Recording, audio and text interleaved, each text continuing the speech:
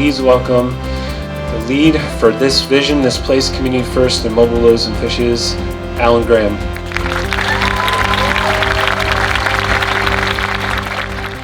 Awesome morning, right?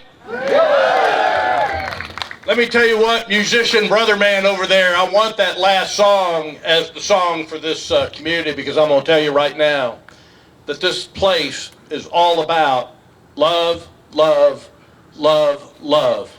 And that deal will bail us out of everything that we need to be bailed out of in this country if we just focus on those four awesome words. A lot of what I'm going to talk about this morning is what happens when creativity collides with vision. And I appreciate being recognized as the visionary, but in reality, it's a lot simpler than that. There's so much more to vision. But I want to begin with a story that began about 34 years ago in Denver, Colorado. It was April, a late snow, very cold outside. Inside of an apartment complex was now a friend of mine, a gang member of a Mexican gang, had been in and out of prison multiple times. If you ever got to meet this beautiful human being, he's tattooed from head to toe, primarily with tattoos that he acquired while he was in prison. He and his wife were in this apartment, and a knock comes on the door, and they go out, she does, and answers the door, and there's nobody at the door. But she looks down on the deck of the apartment complex, which was covered in snow, and laying in the snow is a 5-day-old little baby in a diaper.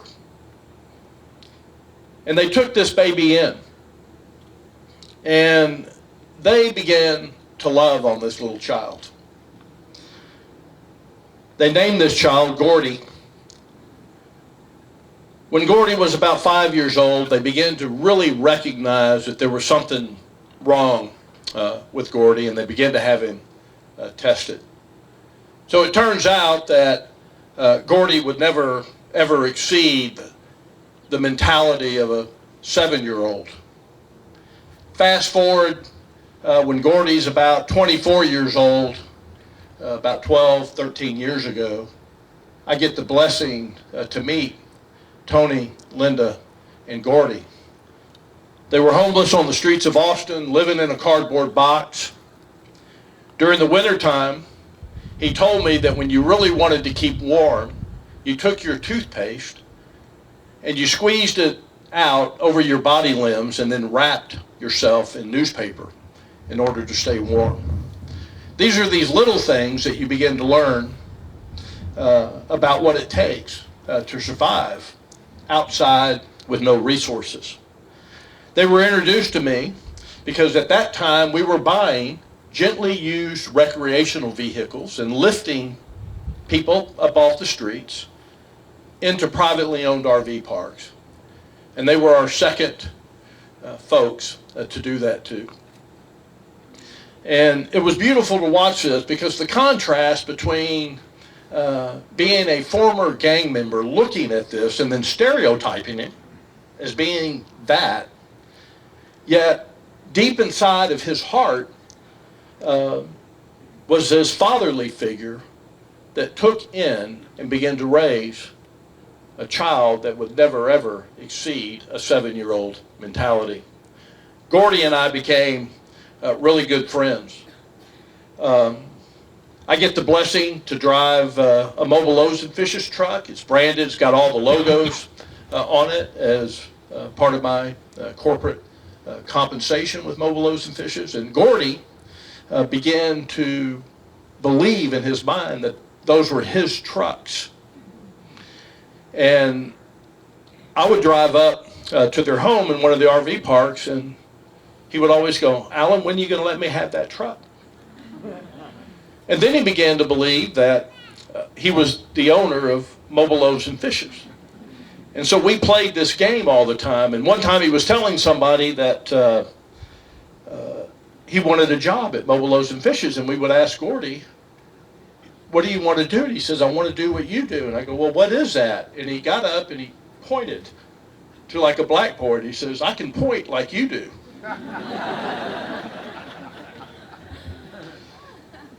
Gordy wanted to learn to drive, and I always affirmed that one of these days I was going to teach him to drive. And that was not true. He didn't have the capacity to drive. There was no way that I was ever going to be able to do that, but we had this dialogue going back and forth for years and years and years. Gordy frequently suffered grand mal seizures that would absolutely drop him to the ground. His face was scarred with multiple falls where his face would be cut open, transported to the hospital, sutured up. And a couple of years ago, he had one of these grand mal seizures while he was taking a bath. Fell down in the bathtub and drowned. And it was devastating for us. It was devastating because this human being was part of our family. His mom and dad, his street mom and dad, were part of our family. Gordy was cremated, and somehow I was asked to pick up Tony and Linda and travel to the funeral home to pick up the ashes. That was a pretty rare thing.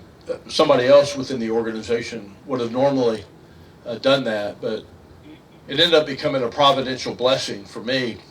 We walk inside this funeral home, and the funeral director hands the urn over to Linda, and the guttural emotion that began to pour out of this street mom was unbelievable. Just shaking.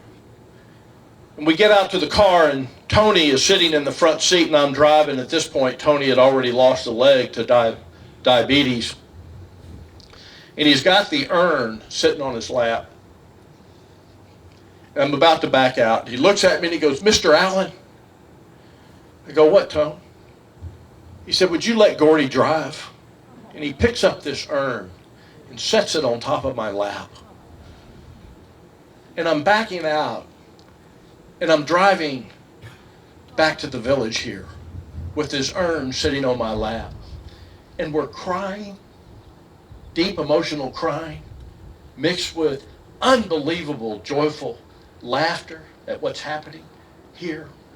And all of this happening from somebody that you could look at and stereotype as just being a worthless piece of shit gang member that has no value in life. And it was an extraordinary, one of the many extraordinary lessons that I've been blessed with over the course of this journey with Mobile Loaves and Fishes. This is a product of what can happen when creativity collides with vision. But what is vision? What is creativity? What does that mean in the context of the kind of things that you and I can do in this world? One of my favorite serendipitous stories is about Post-it notes, of all things, developed by the 3M company, who had their scientists on top of attempting to develop a very powerful aircraft-capable adhesive. Something that was going to hold things together unlike anything on the planet, that could fly rocket ships through the air. And they came up with Post-it notes. And I can see these guys in there stirring over the fire in their pot, you know, the mixture, trying to come up with this powerful stuff. And all they came up with was ticky-tacky type stuff. But you know, they threw themselves into the laboratory and began to start something. They had an idea.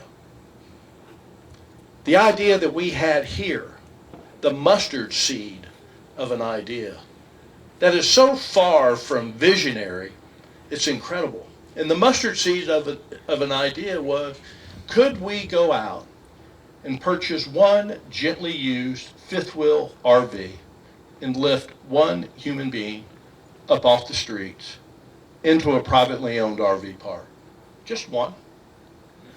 That's all it started with, was one human being. Love, love, love, love. Stirring the pot. We thought this was awesome. $5,000, by the way, for that first RV. That gentleman still owns that RV. Then we went out and bought the second one. That's the one that we put Tony and Linda in. And then we bought a third one. And then we had this brilliant visionary idea that we could build an RV park. Do you know how many RV parks are in the United States? About 20,000. Not creative, not unique. What we discovered inside these RV parks, though, was something very interesting. Especially when my children were young and we were traveling around the United States on our vacations. There's an inherent sense of community in these recreational RV parks. I don't know what it is about it. I remember being in one back in the mid-1990s, and this $1 million Prevost. These are the ones that the rock stars and the country stars all ride around the country in. $1 million, man. That's about the lowest price you can buy a Prevost. Pulls into a KOA, backs into a spot, and I'm admiring that because I'm thinking, hey, someday I'd like $1 million RV. That was back when I was a real estate developer before Mobile Loaves and Fishes. And then this family comes in with kind of a ticky-tacky SUV, kind of halfway leaning, pulling a $12,000 Jayco camper. And they pull into the lot right next to the $1 million Prevost. And what happens? Both families come out. They start hanging with each other. They're grilling burgers. They're playing. They're going to the movie night. You know, they're going to the little volleyball court thing at the deal. And there was no discernment that one was rich and one was less rich. It was just people in a common place having an awesome time, not recognizing that this one's in a $12,000 thing and this one's in $1 million deal. It was a mustard seed of an idea. And we began to brainstorm building this RV park on steroids. I love going back and reading the original business plan. Part of it said, wouldn't it be awesome if we had gardens in everybody's yard? You know, that way they could grow some of their own food. Just a stupid little idea. And then one day I find myself at a Chick-fil-A, and I never go to Chick-fil-A, so it's very rare. And I end up meeting this guy there named Stephen Hebard. And he loves farming. Is that a clap? Oh, there we go. And he jumps in. And when you walk around this property today, you are going to see the most awesome, the most beautiful urban farm in all of Austin, Texas. It's unbelievable what we're doing out here. From a mustard seed of an idea, producing the highest quality food that can be produced on the planet, organic, heirloom, quality, free-range chicken eggs, goat's milk, honeybees, all on this farm that's free to everybody that lives in this community.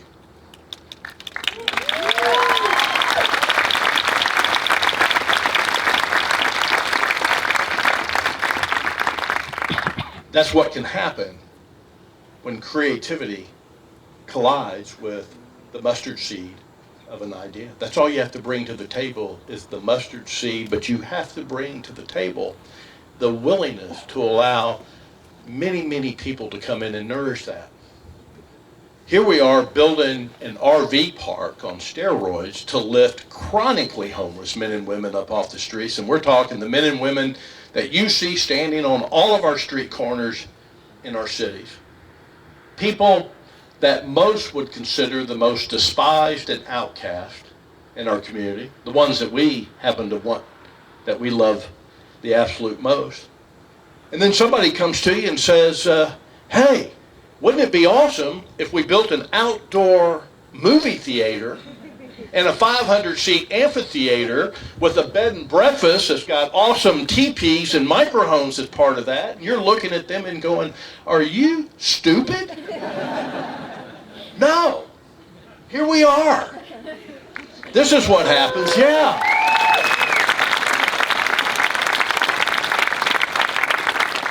Nobody would think of this. This is what happens when you allow creativity to collide with a mustard seed of a vision. If you walk down on the other side of the property, and in that blue building, by the way, is our community market, and you can go inside that community market and you're going to see some of the most awesome creative things manufactured and created by people that we as humanity want to discard and kick to the corners and to the fringe of our society. We have blacksmithing products in there. Who would put a blacksmithing forge in a wood shop in the middle of an RV park meant to lift the chronically homeless up off the streets?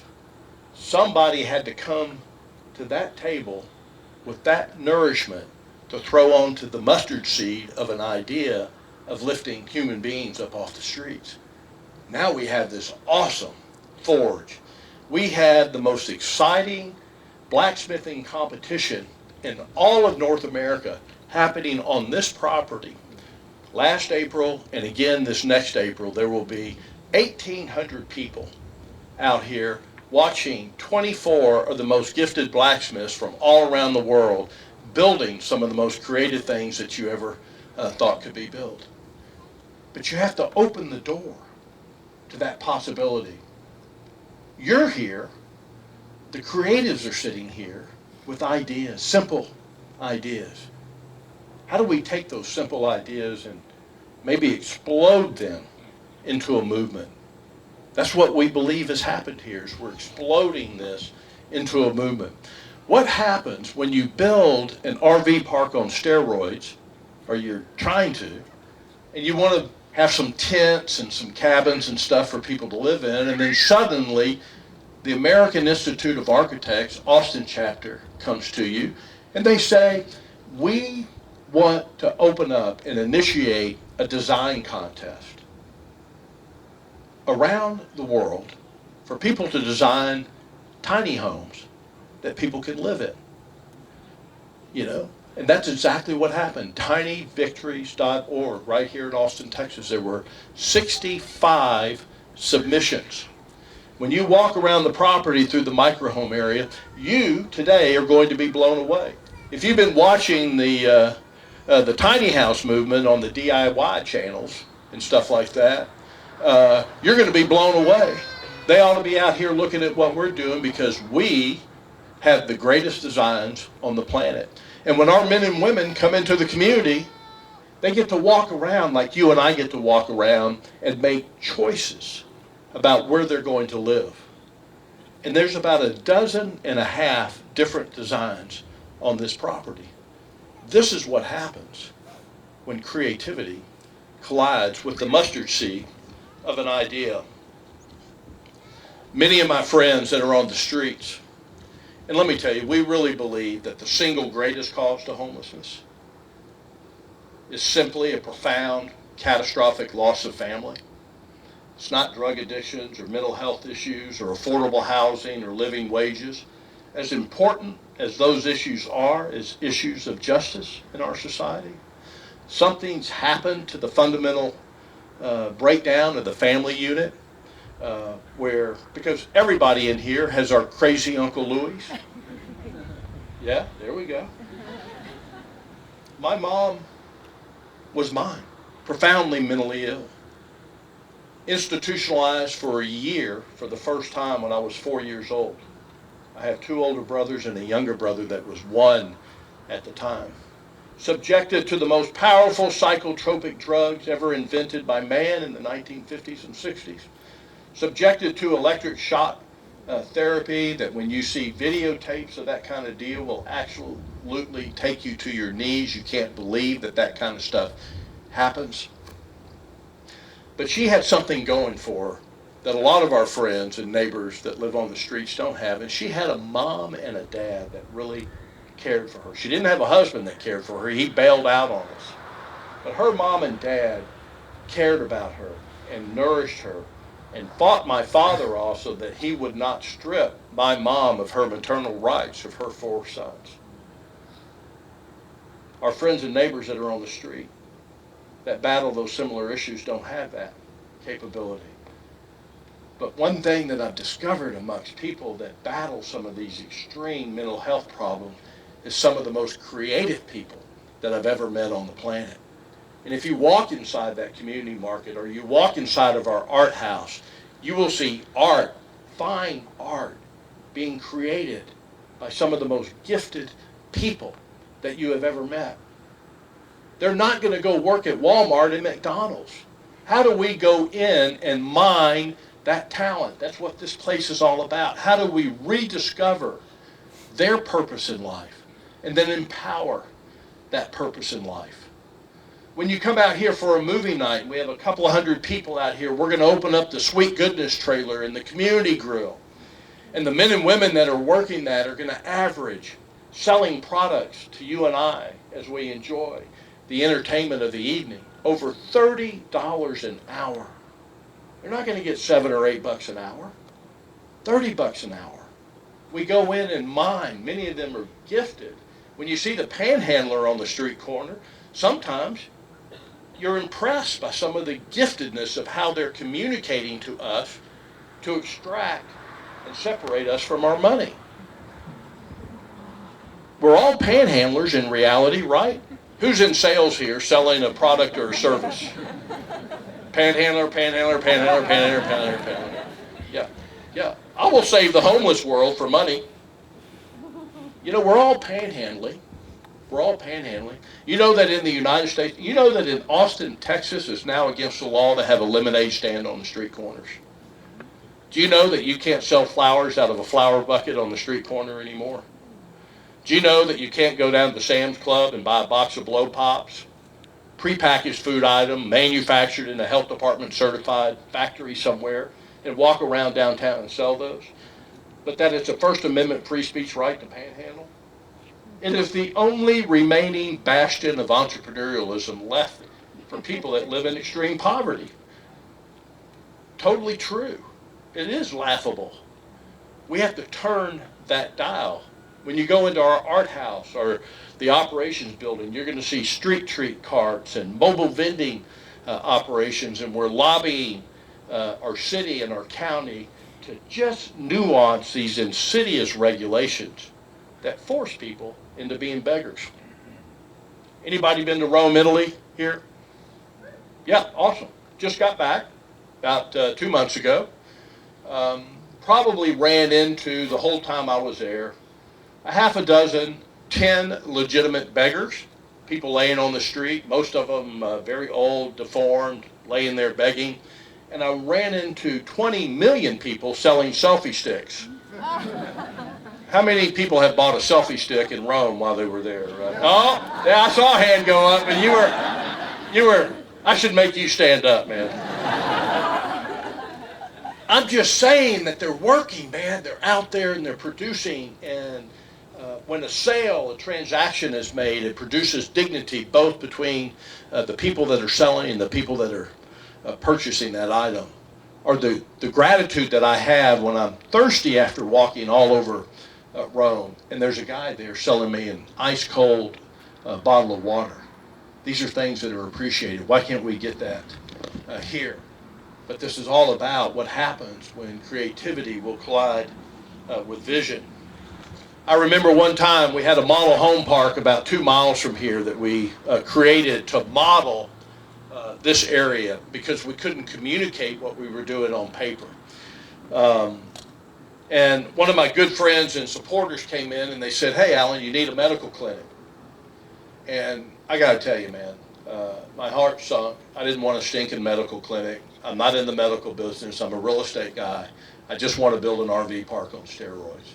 But they had a lot of money, and they were going to help out making this thing happen. And so we ended up building an unbelievable medical clinic, and the first ever medical clinic sitting inside of any community anywhere in the United States, dedicated exclusively to serving the behavioral health and primary health needs of the chronically homeless, period. Right over here.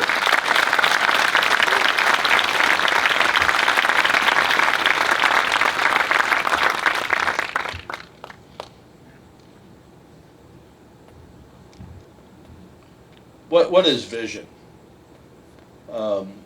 I can tell you that along this entire journey, the clarity of vision only came years and years and years down the road when we were able to look back on the work of Mobile Loaves and Fishes and collectively talk about the work that we have done and begin to understand what our vision at Mobile Loaves and Fishes. What is that one singular statement that describes why we do what we do?